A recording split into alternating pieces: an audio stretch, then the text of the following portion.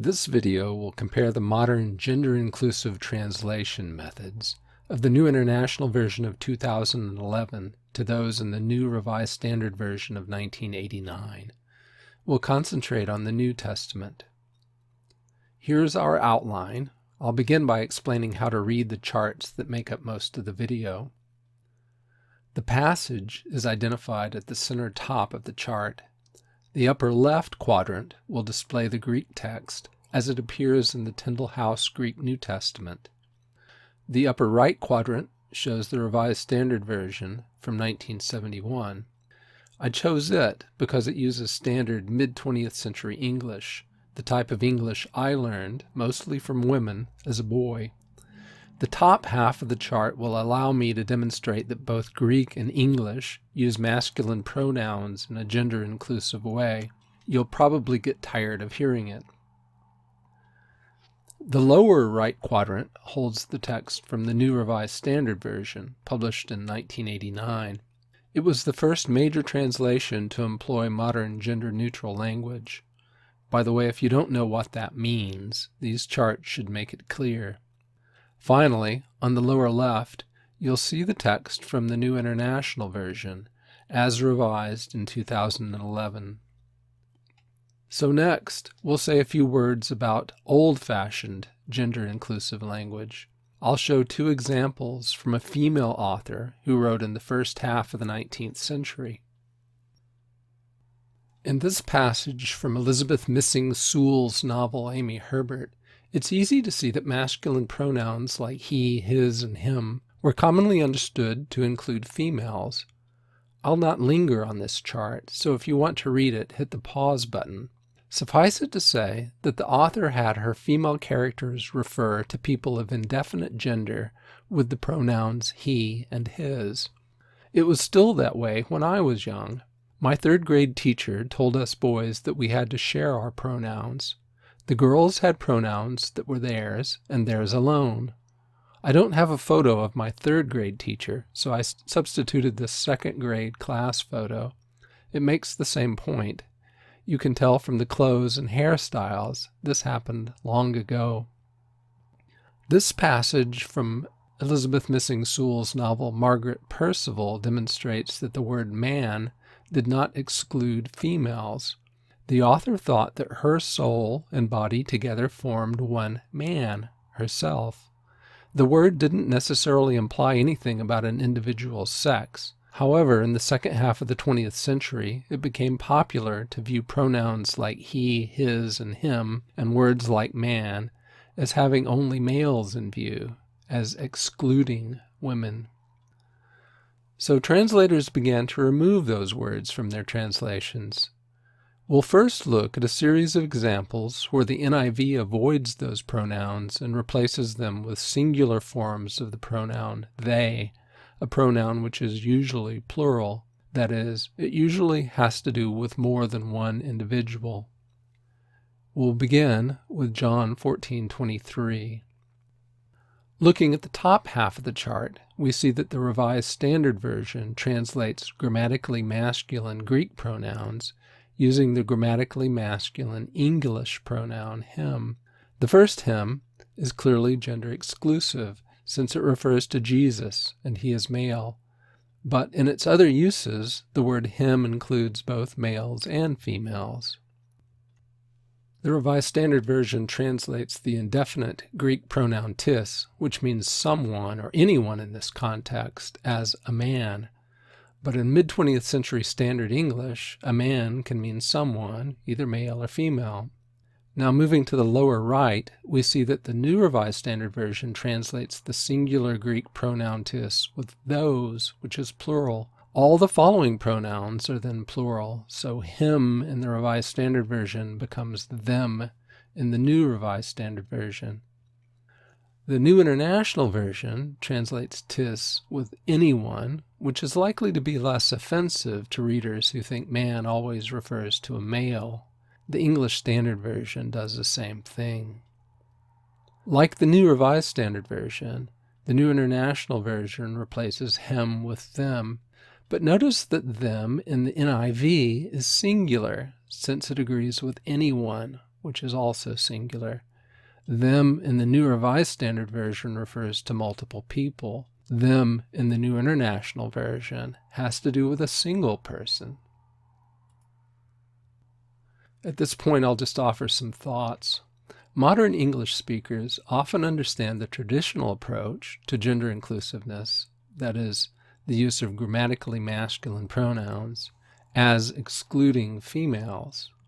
I think they've been misled, but I understand that I'm not likely to win this battle. The use of the singular they is widespread and becoming more common. I heard it on a radio commercial. The statement was, "We want to make sure your child has the information they need." And when I hear a construction like that, I always wonder, why does a singular they take a plural verb? Shouldn't it read, "We want to make sure your child has the information they needs"? I even see it employed when the sex of the person is known. What do you plan to give your boyfriend? Their birthday is next week. Personally, I find it annoying. The pluralization strategy the NRSV follows here is less annoying.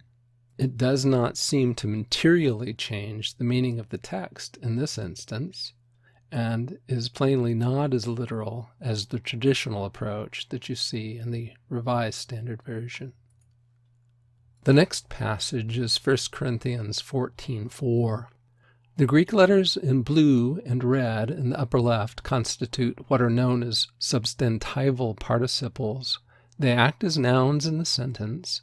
In this case, they happen to be grammatically masculine.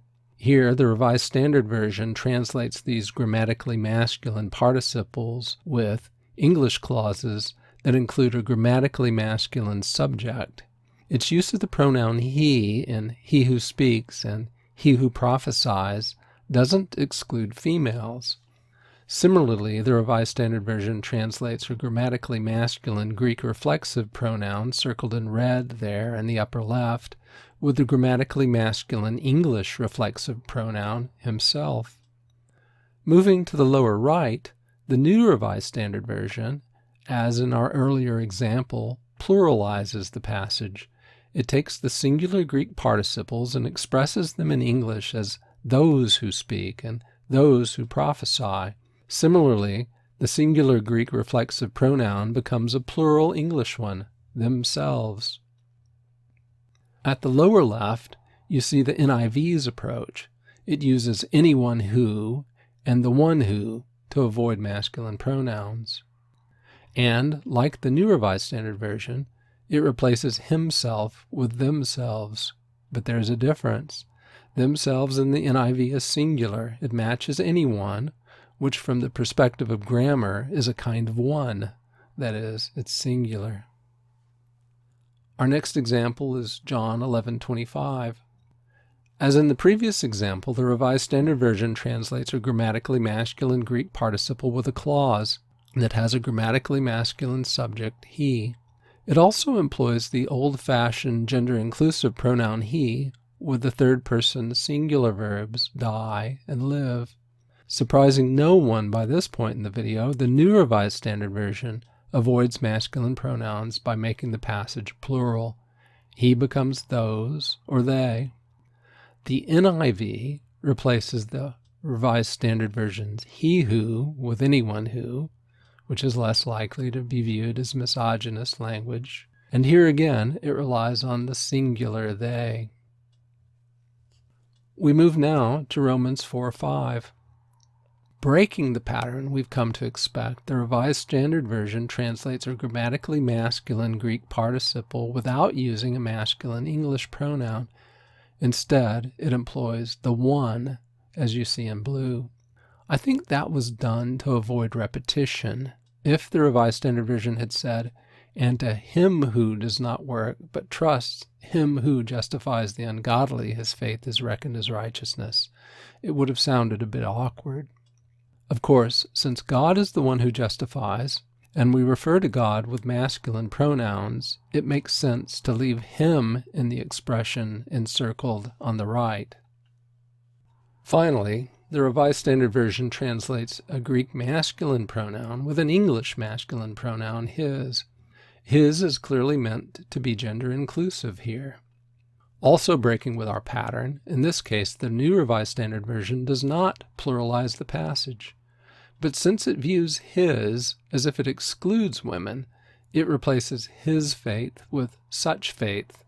The New International Version in the lower left is similar to the Revised Standard Version at the beginning, but it substitutes God who justifies for him who justifies, likely for clarity. And again it resorts to the singular they, in this case a singular there, which you see circled in blue on the left. We come now to our final example on the theme of the singular they, Luke 6:29. The Revised Standard Version, as usual, parallels grammatically masculine Greek language with grammatically masculine English language, as you see in blue and red. Both the New Revised Standard Version and the New International Version do something interesting here. They make the statement conditional, placing an if at the beginning. It isn't conditional in the Greek. The New Revised Standard Version finds a simple way to eliminate the offensive word him by using the unobjectionable word anyone instead.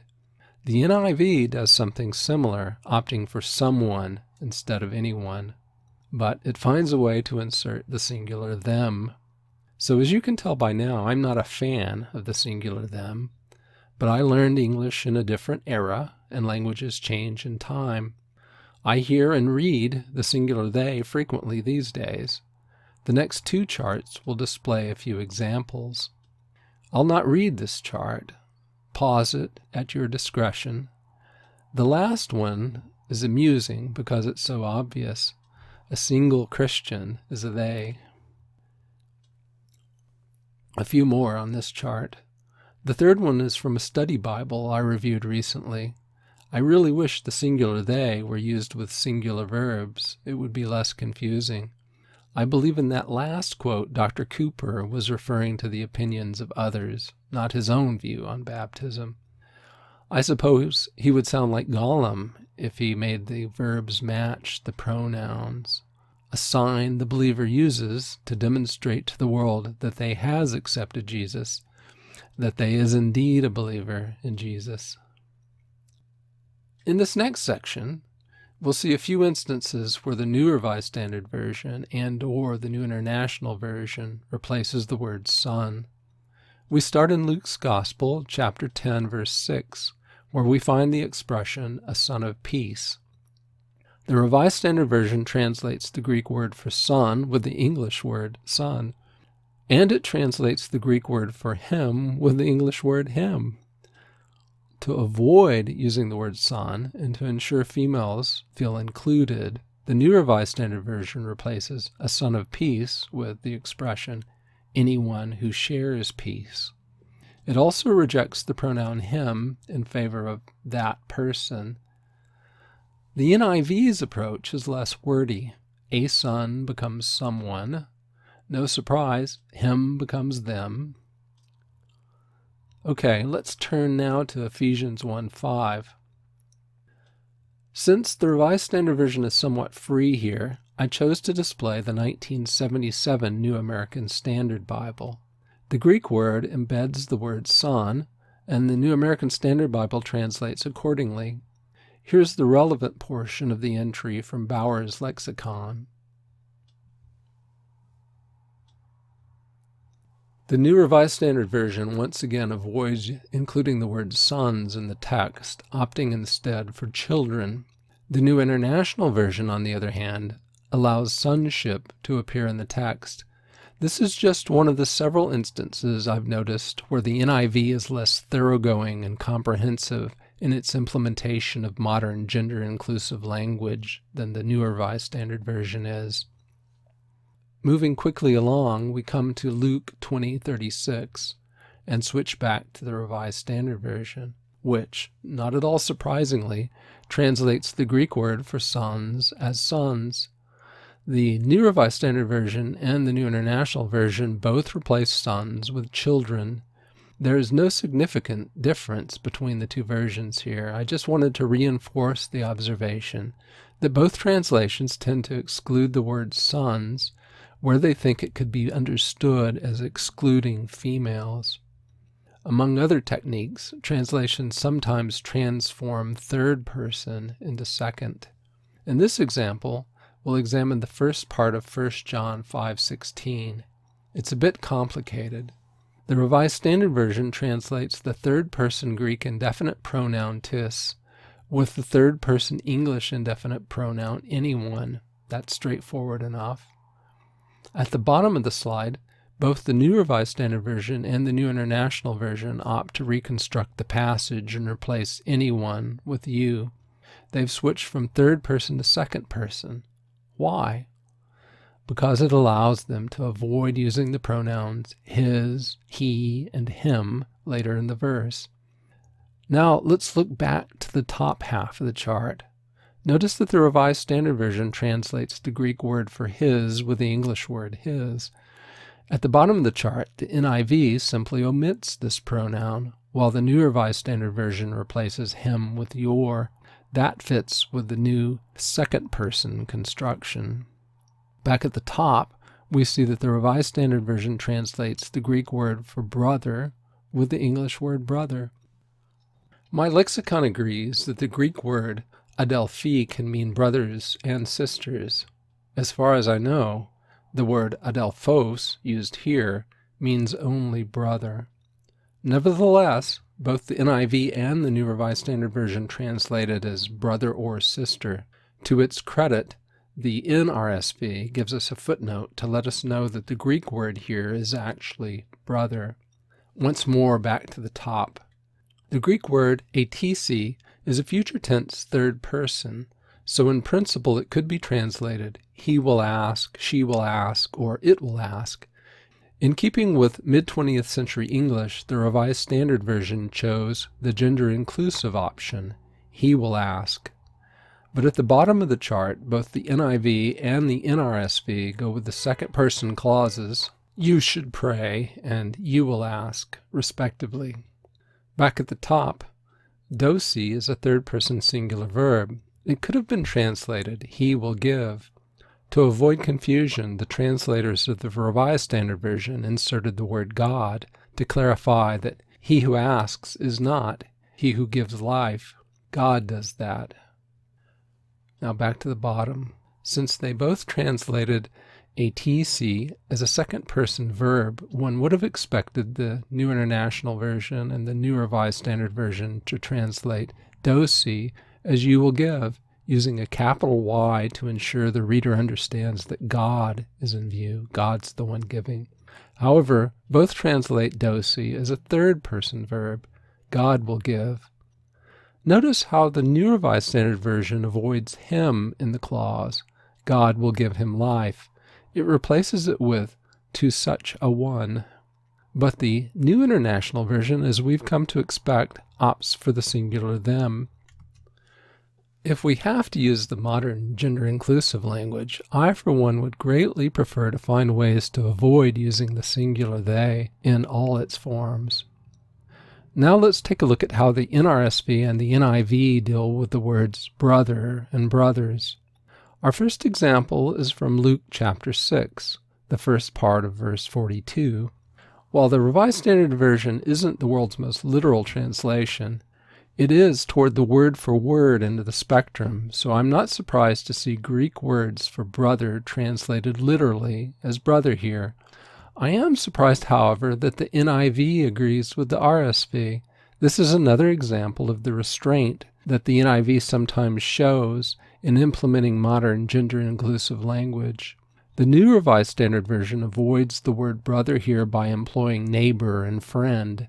It's not clear to me that those words accurately convey what the Lord meant. The New Revised Standard Version does something similar in Romans 8:9.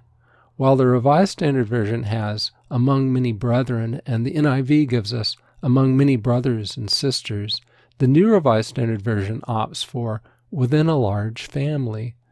To my ears, that just sounds odd.